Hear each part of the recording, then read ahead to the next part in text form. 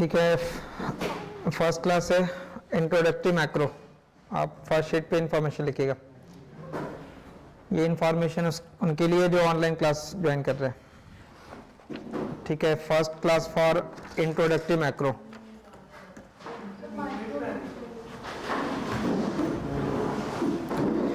ठीक है, first page पे इंफॉर्मेशन सारा लिख लो। Intermediate macro second.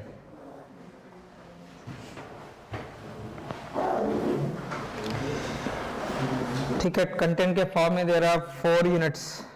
Unit number 1 economic growth model.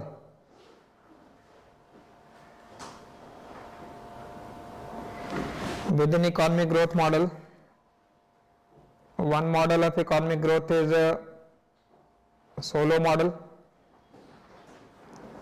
Chapter number 7 and chapter number 8. Chapter 7 and 8, a reference book will be Mankiw.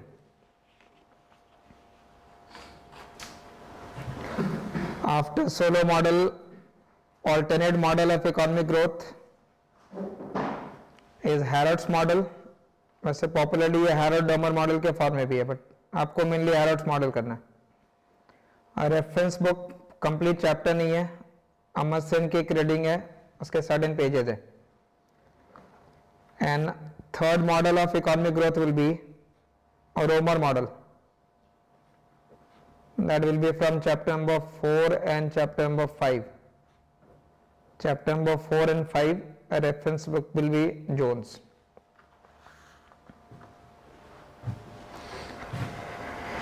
Growth के alternate model है, उसमें से आप 3 मॉडल सेमेस्टर 4 के अंदर पढ़ रहे हैं। रिमेनिंग मॉडल ऑफ ग्रोथ भी है, वो सेमेस्टर 5 में आएगा, सेमेस्टर 6 में आएगा, under the heading developmental economics.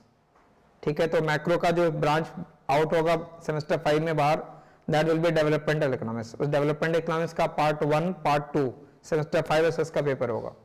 So we are studying 3 models of economic growth in semester 4. Then unit number 2, second unit is microeconomic foundation.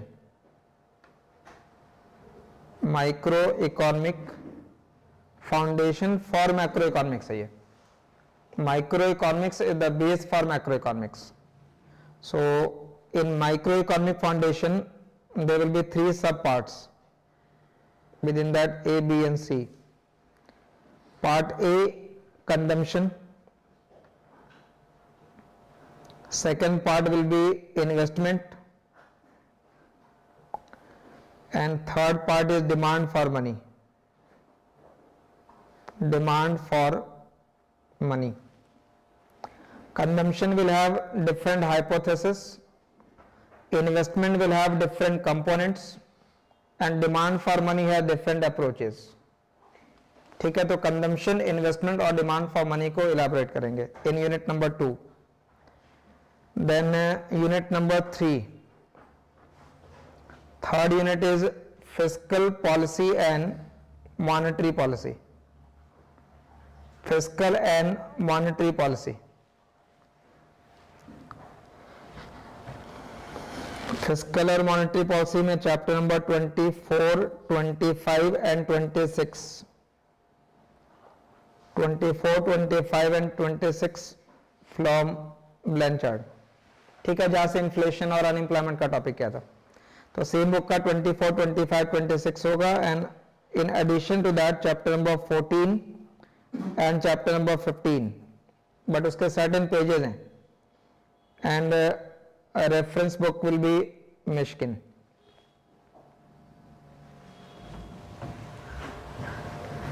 Then topic number 4, ये 4 topic sometimes syllabus का part होता है, कभी नहीं रहता, but last day भी था schools of macro economic thought.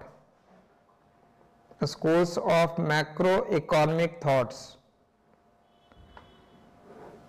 आपने सेमेस्टर 2 से जब मैक्रो बिगिन किया तो उसको डिवाइड किया था in 2 parts, classical and Keynesian. But अब क्लासिकल केनेशियन के मॉडिफिकेशन की बात होती है। Post classical, post Keynesian, neo classical, neo Keynesian, जो रिसेंट डेवलपमेंट है मैक्रो में वो पढ़ा जाएगा under that unit number 4 and that will be chapter number 17, only one chapter from book Gordon. ठीक है, ये 4 यूनिट है, मैक्रो का कंटेंट ये।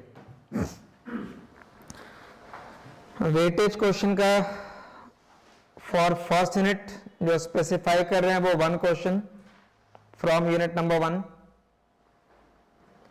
Unit number 2 all 3 parts 2 question,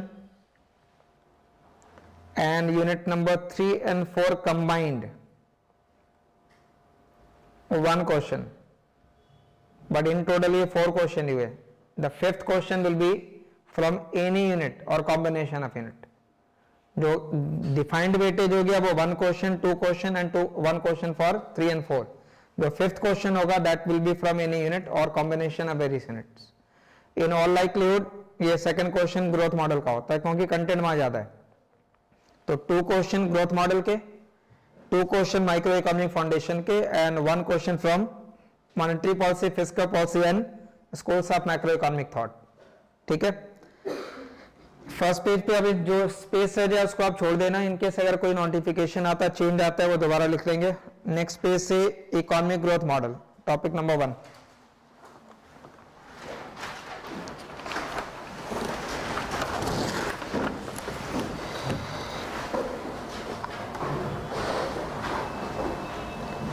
economic growth models. पहले तो आप ये एक्सप्लेन करो कि इकोनॉमिक ग्रोथ जब आप एक्सप्लेन करते हैं तो how we will measure economic growth. Let us say growth rate of India is 5.3, तो this is growth rate of GDP का ग्रोथ रेट। तो इकोनॉमिक ग्रोथ का indicator, first indicator is GDP. So economic growth is indicated by GDP growth. GDP को आप macro में या Y से denote करना बस, ठीक है, कैपिटल वाई लिख दीजिएगा। And that y is a function of capital and labor. Output of economy is a function of stock of capital and labor force. अब इस फंक्शन का एक फॉर्म लिख रहा हूं आगे, a capital to the power alpha, labor to the power 1 minus alpha. Which form? Cobb-Douglas। तो आप माइक्रो के कंसेप्ट को जरा रिलेट करके बताना। ये अब फर्म का क्वांटिटी नहीं है, ये एग्रीगेट प्रोडक्शन फंक्शन है, इकोनॉमी का आउटपुट है, and that economies output is a function of capital, it is a function of labour, and what does A represent? Constant है, बट वो रिप्रेजेंट क्या कर रहा होता है? टेक्नोलॉजिकल चेंज को। तो growth of GDP is a function of technological progress, it will be a function of capital stock, and it will be a function of labor force। ये 3 फैक्टर है। इकोनॉमी का जीडीपी टेक्नोलॉजी का function है, capital stock का function है, labour force का function है। इसका मतलब है growth rate of GDP will be determined by growth rate of technology, it will be determined by growth rate of, but what is the meaning of growth rate of capital stock? Capital stock का growth है, इसका मतलब capital stock accumulate हो रहा है, that is investment. Increase in the stock of capital is nothing but investment. तो economy का जो जीडीपी होगा वो इन्वेस्टमेंट का फंक्शन होगा, and what will determine the growth rate of labour force? How labour force will increase? Labour force is increasing mainly because of increase in population. तो population का growth labour force के growth को determine करेगा, investment capital accumulation को determine करेगा, and technological progress will determine the growth rate of A. So GDP is a function of technology, capital stock and labor force. इन तीनों के interaction से GDP का growth rate determine होता है. So growth is indicated by GDP. That is first point. अब आप ये बताओ, when GDP increases, let us say GDP of economy doubles and at the same time population also doubles, then GDP per capita remains same. तो क्या standard of living improve होगा only by increase in GDP? Standard of living does not depend upon GDP, it depends upon per capita income. So better indicator of growth is per capita. But how to calculate per capita? GDP को population से divide कर दिया। तो अब मैं जो second indicator लिख रहा हूं that is GDP per capita. ये जीडीपी पर कैपिटा है। जीडीपी पर कैपिटा के लिए आप जीडीपी वाई लिखो और इसको लेबर फोर्स से डिवाइड कर रहे हैं, मतलब पॉपुलेशन और लेबर फोर्स अभी सेम कंसीडर किया जा रहा है। Although entire population labour force नहीं होता है, बट अभी आप पॉपुलेशन और लेबर फोर्स को सेम मान रहे हैं, तो y अपॉन एल से डिनोट कर दिया। जीडीपी पर कैपिटा ये जो टर्म आएगा इसको आप डिनोट कर दीजिएगा स्मॉल y, मतलब स्मॉल y जहां लिखेंगे उसको क्या पढ़ना है? जीडीपी पर कैपिटा, या जीडीपी के जगह आप आउटपुट भी कह सकते हो। तो मैं कहूंगा आउटपुट पर कैपिटा या आउटपुट पर पर्सन या आउटपुट पर वर्कर। तो अगर ये एग्रीगेट का प्रोडक्शन फंक्शन लिखा हुआ है तो आप इसका जीडीपी पर कैपिटा कन्वर्ट कर सकते हो। How to convert it in terms of GDP per capita? GDP Y हो गया equal to A capital to the power alpha labour to the power 1 minus alpha. Per capita में convert करने के लिए labour से, तो y बाई एल के लिए स्मॉल y, राइट साइड क्या बन जाएगा बताओ? ए टर्म रह जाएगा, capital to the power alpha रहेगा, labour to the power 1 minus alpha upon L है, तो labour to the power minus alpha हो गया। तो it could be written as k upon L to the power alpha. So if y by l is denoted by small y, then k by l could be denoted by small k, और small k को read क्या करना है? Capital per capita. जैसे y output per capita है वैसे small k capital per capita है। So in any problem aggregate will be given to you, आपको ये एग्रीगेट दिया जाएगा, आप उसको पर वर्कर में क्या करोगे? कन्वर्ट कर लेंगे। पर वर्कर में कन्वर्ट करने के लिए आपको लेबर फोर्स से उसको डिवाइड कर देना। अगर कोई भी डाउट हो तो यहां जरा इसका पैरेलल में लिख रहा हूं, उसके अकॉर्डिंगली बताना। क्वेश्चन पेपर में गिवन है y equal to capital to the power 0.5 labour to the power 0.5, ये एग्रीगेट का फंक्शन है। तो इसका पर वर्कर में कन्वर्जन क्या आएगा? L से डिवाइड कर दिया बोथ साइड, तो y के स्मॉल y इक्वल टू, इसको अगर आप L से डिवाइड करोगे तो क्या हो जाएगा? k to the power 0.5 upon L to the power, तो अगर आप इसको डिवाइड कर देंगे तो ये k upon L to the power, so small y is equal to small k to the power 0.5 which is y equal to under root k हो गया। ये फंक्शन है। If nothing else is written here it means a की value 1 है। अगर a की value यहाँ 2 लिखी हो 3 लिखी हो तो लास्ट में भी क्या लिखोगे आप? 2 रूट के या 3 रूट के, मतलब फंक्शन का मोनोटोनिक ट्रांसफॉर्मेशन पॉसिबल है। ये जरूरी नहीं कि कॉर्डिग्लस को लिखते समय आप एक्जैक्टली इसी फॉर्म में लिखेंगे, किसी टर्म से वो मल्टीप्लाई भी हो सकता है। तो एग्रीगेट गिवन होगा, आपको एग्रीगेट से किस में कन्वर्ट करना है? ग्रोथ के दो इंडिकेटर है, one is GDP other is, and out of this two which one is better indicator? GDP per capita. और आपको वही डिटरमाइन करना है कि what causes growth rate of GDP per capita. इसी कंसेप्ट को एक्सप्लेन करने के लिए सोलो मॉडल है, इसी कंसेप्ट को एक्सप्लेन करने के लिए रोमर मॉडल है, and for that same purpose we are studying Harrod's model as well. Economy का ग्रोथ मल्टीपल फैक्टर से डिटरमाइन होता है। उस मल्टीपल फैक्टर में अभी आप 3 फैक्टर को हाईलाइट करेंगे, बट पहले क्लास में ये तीनों फैक्टर वेरिएबल नहीं होंगे। अभी मैं कह रहा हूं टेक्नोलॉजी को कांस्टेंट रखना, लेबर फोर्स को भी कांस्टेंट रखो। तो इसका मतलब है जीडीपी से किसका फंक्शन है? तो सोलो मॉडल से that economic growth is an outcome of accumulating more capital. Capital accumulation के प्रोसेस में इकोनॉमिक ग्रोथ होगा। तो 1 बाय 1 स्टेप ऑर्डर में बिल्डअप करना है। फर्स्ट स्टेप में ये दोनों कांस्टेंट रहेंगे, सिर्फ ये वेरिएबल होगा। स्टेप 2 में लेबर भी वेरिएबल हो जाएगा, और फाइनल स्टेप में टेक्नोलॉजी को भी वेरिएबल करेंगे। All 3 factor will become variable. और इस पूरी के लिए आपको 2 चैप्टर में स्टडी करने को कहा जा रहा है, chapter 7 as well as chapter number 8। ठीक है, चैप्टर की हेडिंग नहीं डालनी है। यहां तक आपका कॉमन पॉइंट हो गया। Now make the first heading that is Solow model.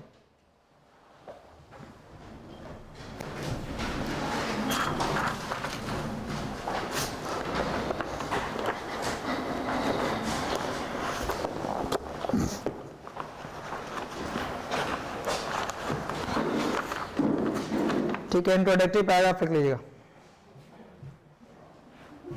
Introductive paragraph लिख लेना। Solo model is designed to show Solo model is designed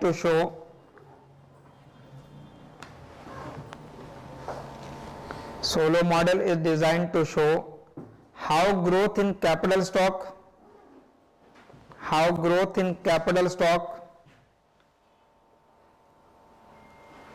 comma, growth in labor force,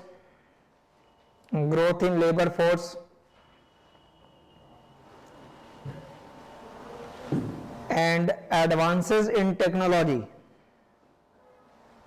Solo model is designed to show how growth in capital stock, comma, growth in labor force and advances in technology interact in an economy,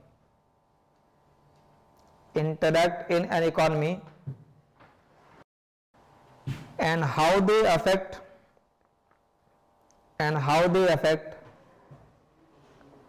total output of goods and service, total output मतलब GDP, and how they affect total output of goods and service of an economy, total output of goods and service of an economy.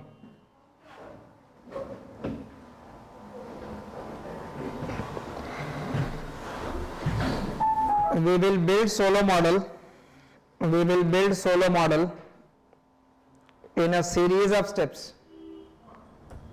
We will build Solo model in a series of steps.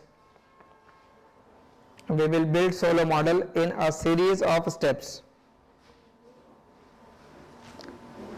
In the first step,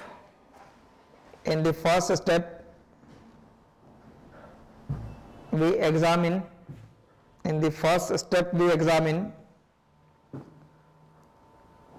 how supply and demand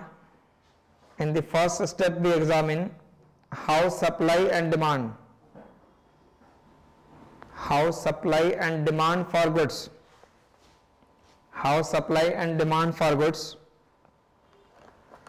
determine accumulation of capital. How supply and demand for goods determine accumulation of capital.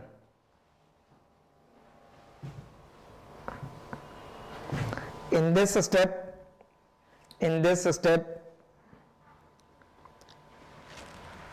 we assume that labor force and technology.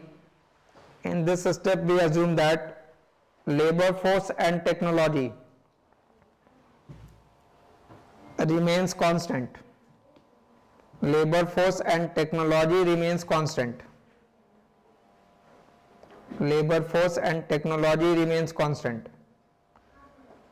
Statement जो आपने लिखा है वो ये क्या है कि how supply and demand for goods determine accommodation of capital. तो अभी रिमेंबर लेबर फोर्स फिक्स है और टेक्नोलॉजी फिक्स है, सिर्फ चेंज किसमें होना है.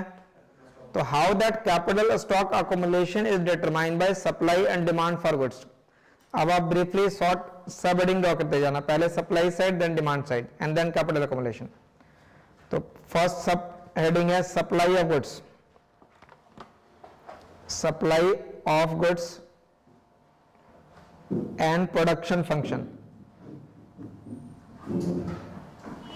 Supply of goods and production function.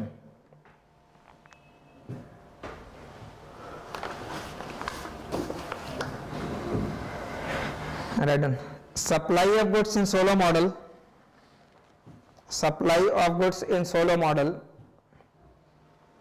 Is based on production function. Supply of goods in Solo model is based on production function.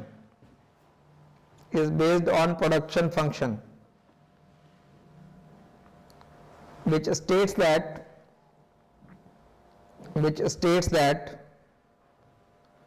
output depends on capital stock and labor force. Output depends on capital stock and labor force. मतलब y as a function of k comma l, y as a function of capital comma labor. This model assumes that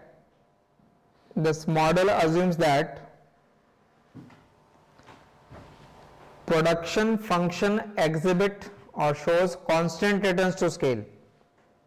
This model assumes that production function exhibit constant returns to scale, which means when all inputs are increased,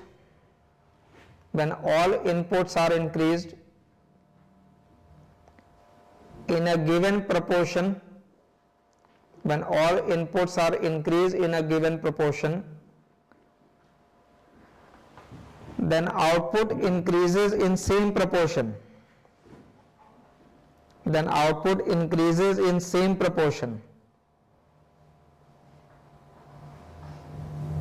अगर आप capital और labour को एक given proportion से बढ़ाएंगे then output will change in the same proportion. वो model का assumption है.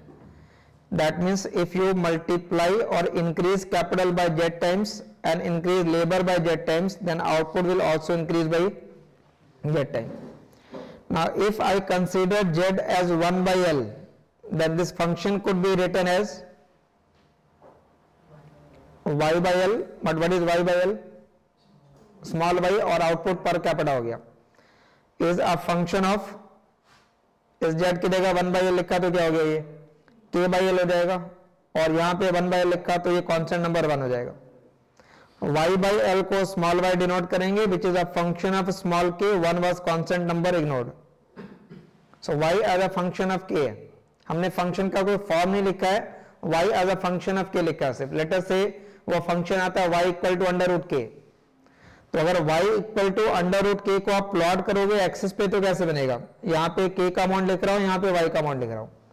तो अगर y अंडर रूट k लिखा तो डिमिनिशिंग रिटर्न आ जाएगा.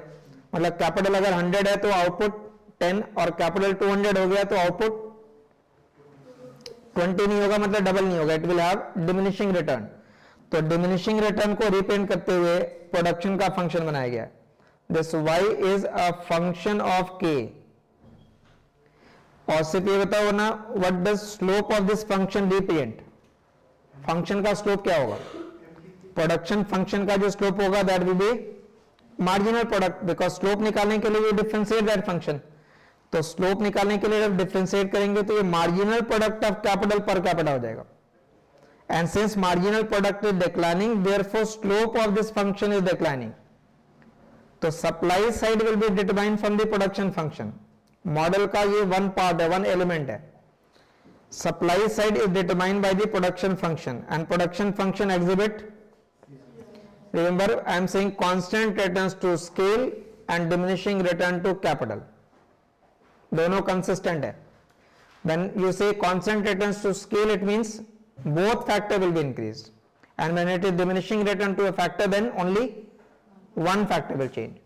So if you change only capital, output will not change in the same proportion, but if you change capital and labor both, then output will change in the same proportion. So diminishing return to capital is consistent with constant returns to scale. Below that, यहां तक लिख लिया. y as a function of k, it means that output per worker, it means that output per worker is a function of, it means that output per worker is a function of capital per worker, is a function of capital per worker. Output per worker is a function of capital per worker, and due to diminishing return,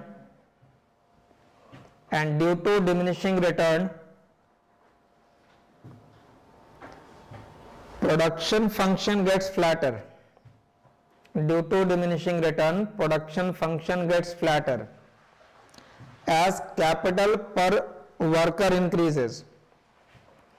Production function gets flatter as capital per worker increases.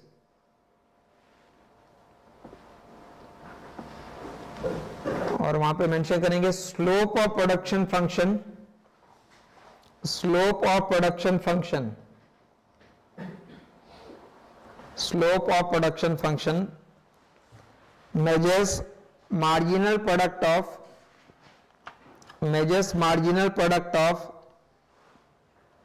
capital per worker, marginal product of capital per worker, marginal product of capital per worker. तो remember this is one part, one element है, अभी model begin नहीं हुआ, model को समझने के लिए first tool है, one is supply side. Now right equation for demand side. Demand side के लिए डिमांड फॉर गुड्स और डिमांड फॉर गुड्स को रिलेट करना है with consumption function, demand for goods and consumption function. ठीक है, मेरा यहां ध्यान देना. पहले मैक्रो में एक तरफ आप लिखते हो y as a function of capital and labour, वो सप्लाई साइड होता है, but in macro also you write y equal to aggregate demand. ठीक है, ये डिमांड साइड है इकोनॉमिक्स का. केन्स की इकोनॉमिक्स डिमांड साइड है, और जो y as a function of capital labour है वो क्लासिकल साइड है, वो सप्लाई साइड इकोनॉमिक्स है. तो y is equal to AD और AD के component C plus I plus G plus X minus M. Consider economy closed, XM नहीं लिखना है, गवर्नमेंट को भी इग्नोर कीजिए, टैक्स नहीं लेना है, ट्रांसफर नहीं लेना है, गवर्नमेंट एक्सपेंडिचर नहीं लेना है. So for two sector model you will write only तो y equal to C plus I. अब आप ये बताओ ये पर कैपिटा है या एग्रीगेट है? ये C जो लिखा है ये 1% का कंजम्पशन है या एग्रीगेट कंजम्पशन है? और हमने सप्लाई साइड को किसमें कन्वर्ट कर दिया, तो डिमांड साइड को भी किसमें कन्वर्ट करें? तो हाउ टू कन्वर्ट, तो डिवाइड कर दिया L से, y बाय L को क्या लिखना है, रीड करोगे आप output per capita. What is C by L? Consumption per capita या consumption per worker, and I by L investment per worker. So y equal to C plus I, y is equal to C plus I. ठीक है. Second thing यहाँ पे पहले समझिएगा, जो भी income है ये y जब लिखते हैं तो ये पर पर्सन इनकम है, पर कैपिटा इनकम है. One part of income will be saved and the other part of income will be spent on consumption. मान लिया saving rate is small S, so what will be the saving amount, small S into y. So remaining fraction 1 minus s will be spent on consumption. So consumption amount will be 1 minus s into y. Consumption के इस value को आपको यहां substitute कर देना है. Consumption का ये फंक्शन हो गया, इस फंक्शन को मैंने यहां पुट कर दिया है. Therefore y is equal to, in place of small c what you will write, small c is consumption per worker and consumption is equal to, तो in place of that write down 1 minus s into y plus I. If you expand it what you will get, y वाला term cancel out हो गया, small S y equal to I है, and what is small s into y, saving per capita, small s rate of saving है, small s into y amount of saving होगा. तो saving is equal to investment which is true in a two sector model. Two sector model में equilibrium point पे investment की value saving के बराबर होती है.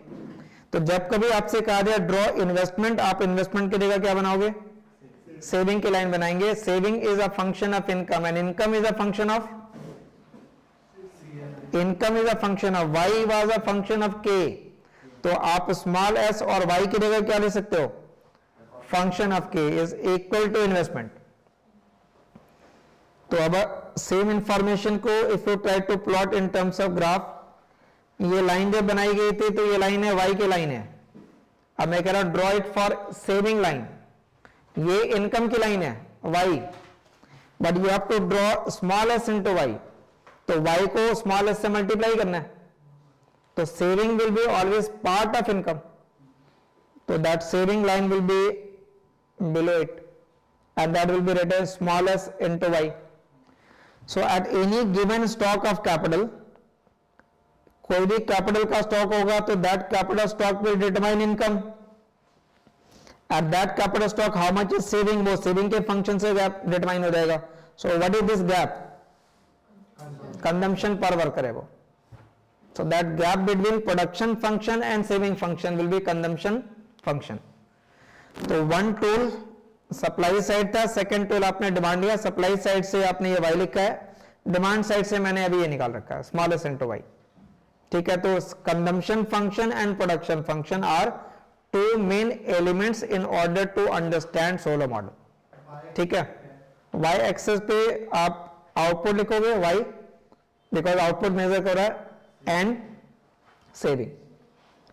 जब इन्वेस्टमेंट वगैरह की लाइन बनेगी तो इन्वेस्टमेंट भी लिख सकते हैं.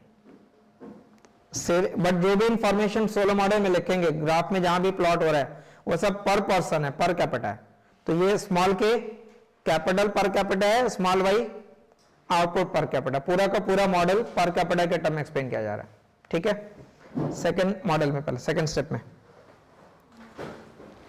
इन Solow model demand for goods, in solo model demand for goods comes from, in solo model demand for goods comes from consumption and investment. Consumption and investment. It means output per worker, output per worker is divided between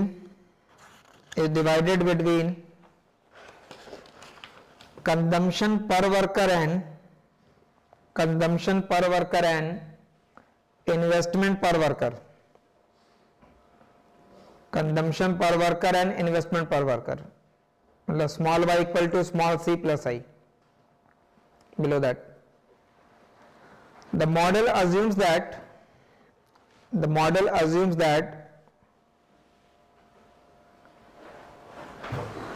we save a fraction of income, bracket में small s only, fraction को small s, we save a fraction of income and consume the remaining fraction, remaining हो गया 1 minus s. Therefore consumption function can be expressed as,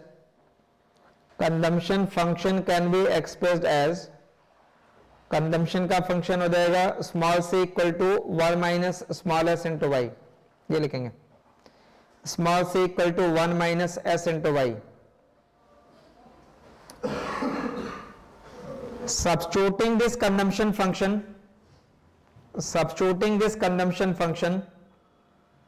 in earlier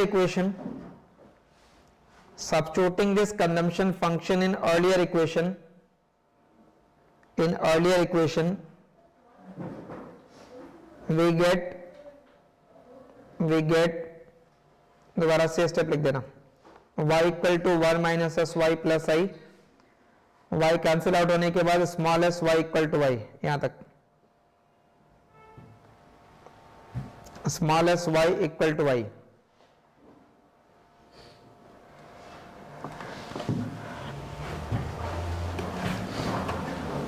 It shows that investment equals savings.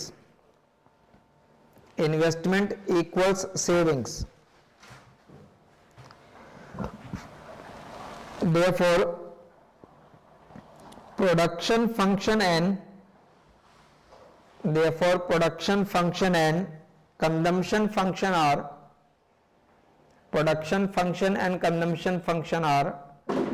two main elements of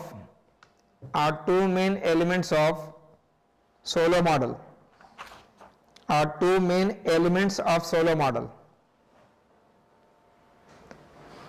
अब इन दोनों element को use करते हुए आप economic growth explain करने जा रहे हैं. तो first important heading is now growth in capital stock, क्योंकि कैपिटल स्टॉक में अगर ग्रोथ होगा तभी इकोनॉमिक ग्रोथ होना है. ऑब्लिक करके इसको मेंशन करेंगे, steady state level of capital, steady state level of capital. ठीक है, जरा पहले यार ध्यान देना, अभी लिखना नहीं कुछ। At any given point of time there will be a stock of capital, ये स्मॉल के लिखा है। मान लो स्टॉक ऑफ कैपिटल लिखा है मैंने 2018 का, आज की डेट में एक स्टॉक ऑफ कैपिटल होगा, दैट स्मॉल के इज कैपिटल के अपॉन एल। तो ये फिर स्टॉक 2018 का है और ये लेबर फोर्स 2018 का है। So we have a given stock of capital today and we are interested in knowing how much will be the stock of capital next year। तो करंट ईयर के स्टॉक में और नेक्स्ट ईयर के stock में जो difference आएगा वो difference किससे डिटरमाइन होगा? पहली बात, लेबर फोर्स क्या अज्यूम कर रहे हैं? तो लेबर 2018 का और 19 का सेम है, तो there is no change due to this change in L. तो there will be change only in what? That capital K. Capital का मतलब है प्लांट और मशीनरी का स्टॉक है। प्लांट और मशीनरी का स्टॉक प्रोडक्शन प्रोसेस में डेप्रिसिएट होगा। तो अगर नई मशीनरी नहीं भी बाई करते हो, even that the existing machinery will continue to depreciate. So this stock will fall and it will decrease because of depreciation. entire stock will not fall in 1 year, a part of it will decrease, तो let that depreciation rate be delta। तो depreciation amount will be delta into k। depreciation का rate delta है, depreciation का amount delta k हो गया। तो by that depreciation amount stock will fall, and when this stock will increase, stock of capital in economy will increase if we buy more machinery, if we buy new machinery, but purchase of that new machinery is investment। So due to investment, stock of machine will, so this stock will increase, and it will increase because of, and now investment is equal to what?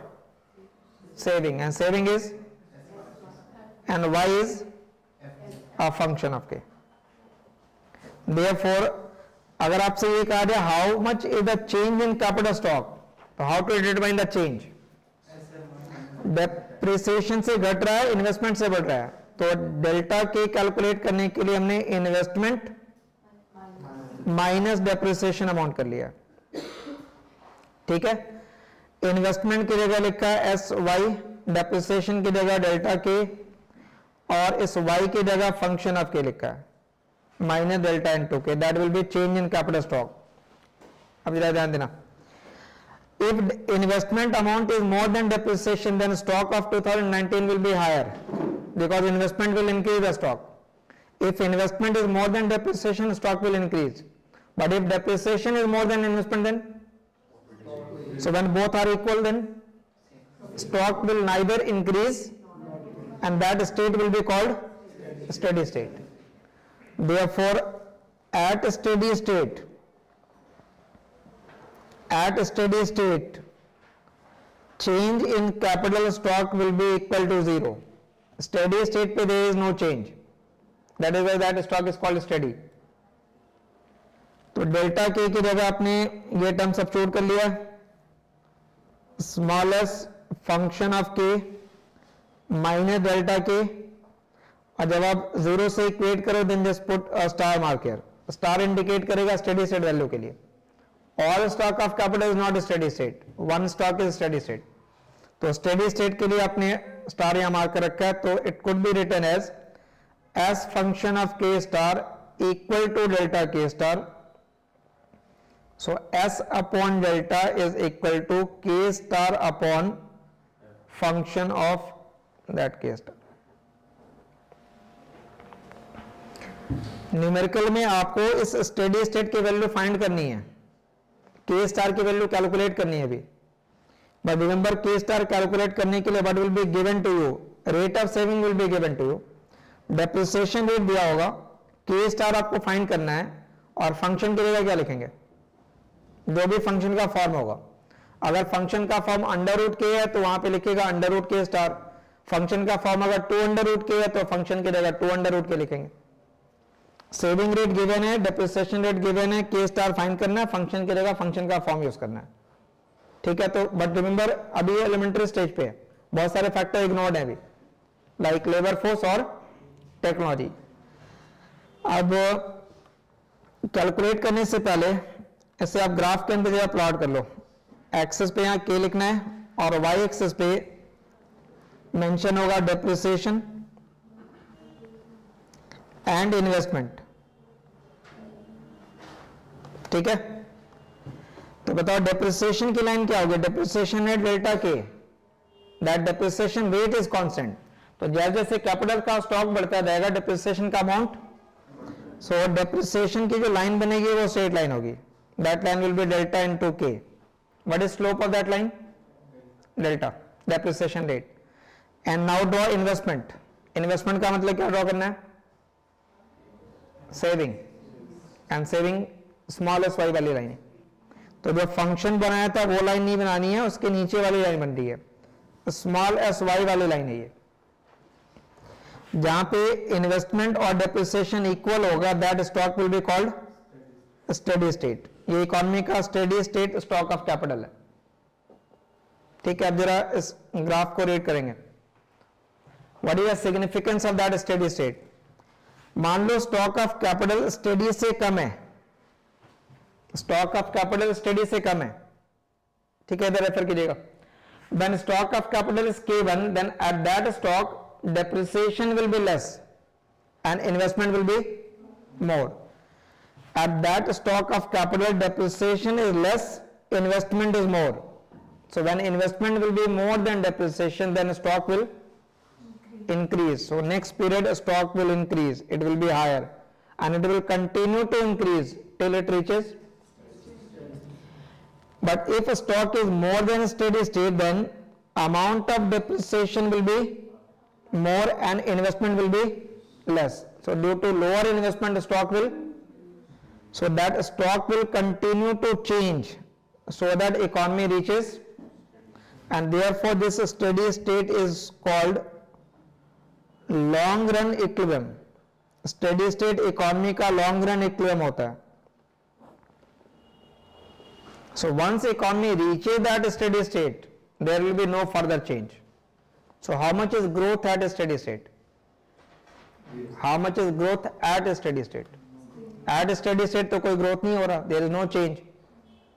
अगर K में change नहीं होगा तो Y में भी change नहीं होगा, because Y is a function of K.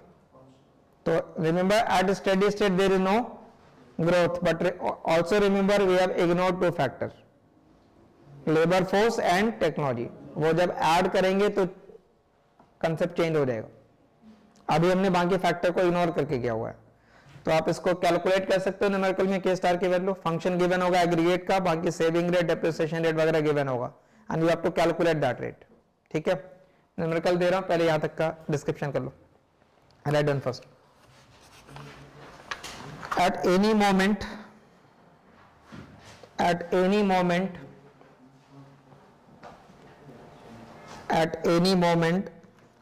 capital stock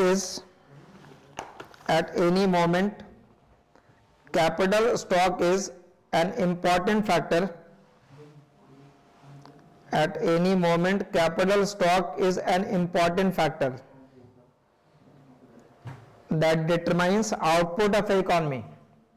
At any moment capital stock is an important factor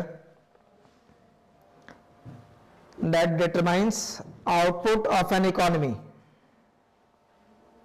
That determines output of an economy. But capital stock can change over time. But capital stock can change over time, and those changes can lead to economic growth. And those changes can lead to economic growth. Those changes can lead to economic growth. In particular,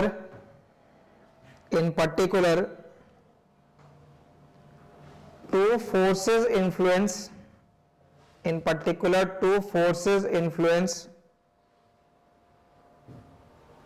capital stock. Two forces influence capital stock, that is investment and depreciation.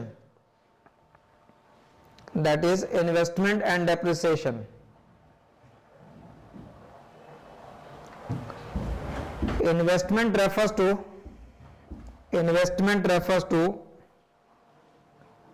expenditure on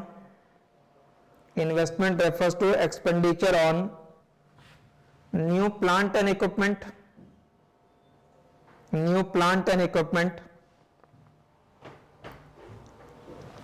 and it causes capital stock to rise.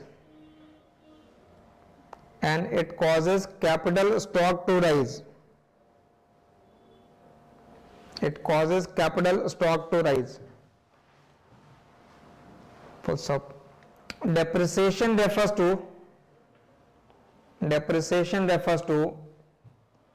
wearing out of old capital. Normal wear and tear is depreciation. Wearing out of old capital. Depreciation refers to wearing out of old capital, and it causes capital stock to fall.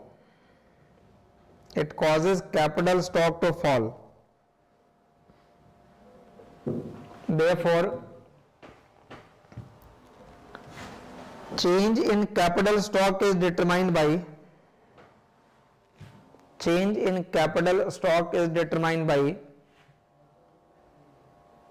difference between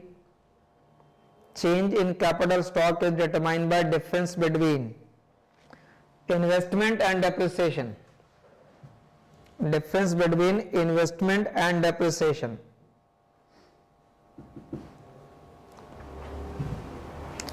At steady state, there is no change.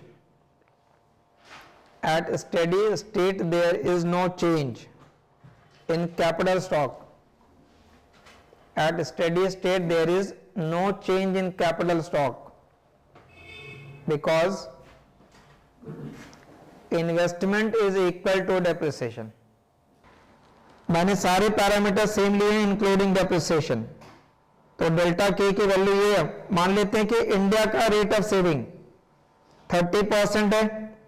आप to country को compare कर रहे हो. मैंने India का rate of saving ले रखा 30%. तो ये स्टॉक फिर इंडिया का स्टेडी स्टेट है. That will B stock of capital in India. How much is growth? 0. Steady state पे कोई ग्रोथ नहीं होता है. अब आप दूसरी कंट्री का रेट ऑफ सेविंग मानते हैं. चाइना में रेट ऑफ सेविंग 40% है. तो 40% लिया तो ये हायर फंक्शन हो जाएगा. So this will be steady state value of K, and that will be steady state in how much is growth in China? 0. No growth in any country. दोनों country में किसी कंट्री में growth नहीं हो रहा है.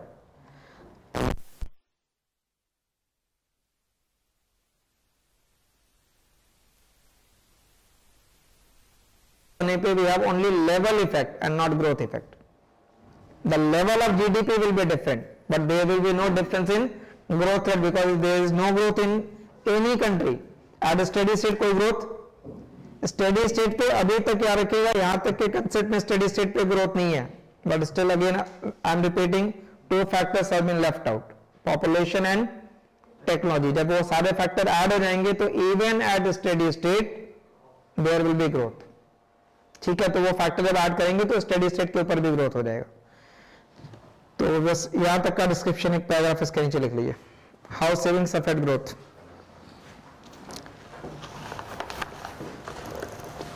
An increase in saving rate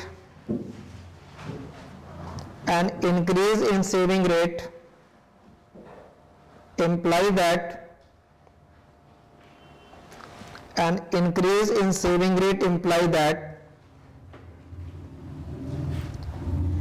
amount of investment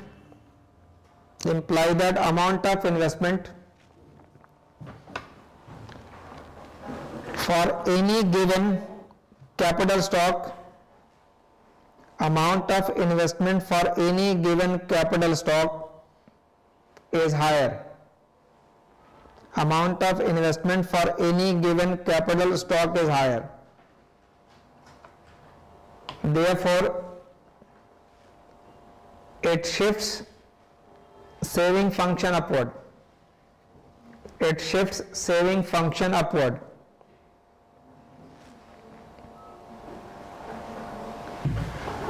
As a result, at initial steady state,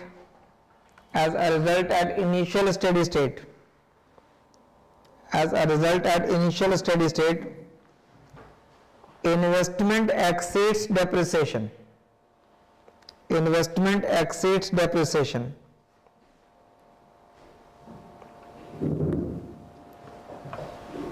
Due to this, capital stock rises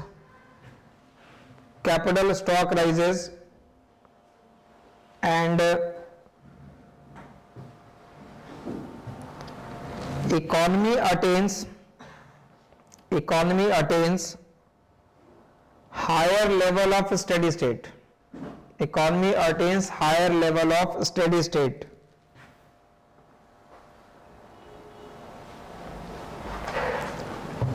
Next paragraph.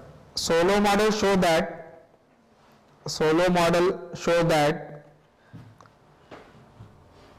saving rate is an important factor. Solow model show that saving rate is an important factor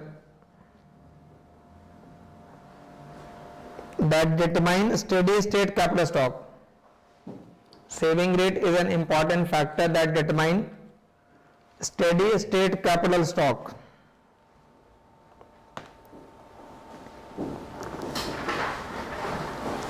If saving rate is high, then economy will have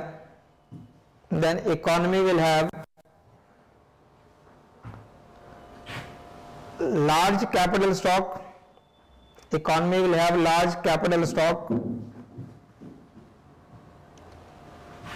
And higher level of output at the steady state.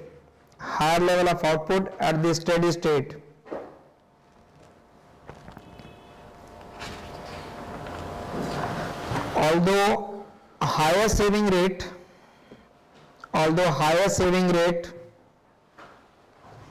leads to faster growth in Solow model,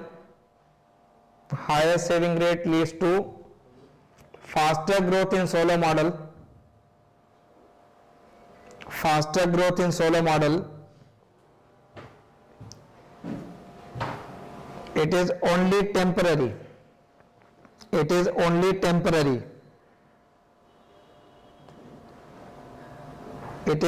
temporary. An increase in rate of saving increases growth.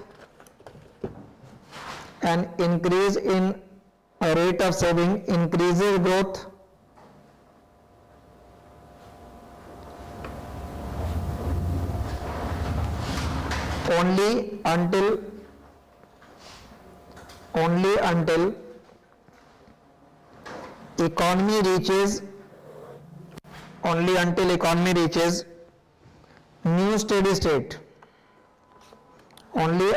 economy reaches new steady state. One steady state to new steady state के movement में जो transition path में जो growth होगा वही growth है. Once economy attain that new state there will be no further growth. तो saving rate से सिर्फ लेवल का फर्क होता है, कोई ग्रोथ इफेक्ट नहीं हो रहा, परमानेंट ग्रोथ नहीं होगा, ओनली टेम्पररी ग्रोथ है. ठीक है. अब ये स्टेडी स्टेट का जो कैलकुलेशन है इसके अंदर भी अलग अलग वेरिएंट्स हैं. अभी लेबर फोर्स और टेक्नोलॉजी ऐड नहीं करना, उससे पहले ही आपको स्टेडी स्टेट में भी एक peculiar steady state निकालना है, which is golden rule steady state. So what will be the how to calculate that golden rule steady state? Then you will add labor force as a variable and finally technology. उसके बाद growth accounting है, फिर उसके बाद के दो other different growth model होंगे. तो फर्स्ट क्लास यहाँ तक रखिएगा. कंटिन्यूटी इसमें क्लास नंबर 2 की जो होगी वो क्लास नंबर 2 होगा विद गोल्डन रूल में. तो नेक्स्ट में क्लास नंबर 2 के अंदर याद रखिएगा ये गोल्डन रूल, और गोल्डन रूल के साथ साथ उसका ट्रांजिशन पाथ भी रहना है. Golden rule and transition path. Content macro का याद रखना, ऑलमोस्ट जितना सेम 3 में था उससे थोड़ा सा एडेड है, एडेड कवरेज वाइज भी ज़्यादा है और डिफिकल्टी वाइज भी थोड़ी ज़्यादा रहेगी। तो नेक्स्ट में ये इसमें जहाँ जहाँ न्यू एलिमेंट है बिल्कुल जहाँ पे, उसमें ये वाला पार्ट बिल्कुल क्लियरली आप मेंशन कर लीजिएगा, ये लास्ट टाइम से एडेड है और ये डिफरेंट यूनिट है, डिफरेंट टॉपिक है। ओल्ड सिलेबस में बहुत लिमिटेड था, अब जो इंफॉर्मेशन दी इसमें कवर करना वो ज़्यादा है। तो फर्स्ट ये इसी ऑर्डर में होगा यार रखिएगा। कुछ कॉलेज में भी माइक्रो इकोनॉमिक फाउंडेशन से बिगिन करते हैं, वो लाइक कंजम्पशन से स्टार्ट किया और उसके बाद सोलर मॉडल अगर एक्सप्लेन करना। तो ये ओवरऑल कंटेंट है राउंड अबाउट वही जैसे माइक्रो में टॉपिक लग रहा है 20 to 25 क्लास के बीच का कंटेंट ये भी है, जैसे माइक्रो में है वैसे इतना ही भी, ठीक है। माइक्रो की भी जो पहली क्लास है जनरल विक्रम वाली, मतलब सेक्शन ए और मोनोपोली सेक्शन बी जिसकी अभी क्लास होनी है, और मैक्रो की जो पहली क्लास है, ये सारे क्लासेज याद रखिएगा ऑनलाइन वाले क्लास में पहले डेमो के लिए गिवन है। अगर क्लास छूटती है या जस्ट ट्रायल के लिए आ रहे हो तो इतना दूर ट्रैवल करके आने की जरूरत नहीं है, आप घर से ही देख लो उसको, ठीक है। अपना टाइम और मनी दोनों आपका बच जाएगा, ठीक है। चलो वो और फीडबैक आप दे दोगे, हम उसको इम्प्रूव कर लेंगे, ठीक है। उसी फीडबैक के लिए बढ़ा ली गई है, ठीक है। तो जो फीडबैक होगा वो आप दे दीजिएगा, बट हाँ ये ऑप्शन है, you have offline as well as online, you have 2 different form. कभी कोई क्लास आपके अगर रह जाती है तो उसका मैकेनिज्म भी इवॉल्व कर सकते हैं कि आपकी कुछ क्लास अगर किसी रीजन से रह गई यहाँ की तो आप वहाँ व्यू कर सकते हो, ठीक है। बाकी अदरवाइज कोई डिफरेंस नहीं होगा, जो यहाँ की क्लास है वही चीज वहाँ देख लो, ये नहीं कि कोई सेपरेटली कोई क्लास रिकॉर्ड करके दिखाई जा रही है, ठीक है। बाकी अभी बता देता हूँ, ठीक है। ओवर।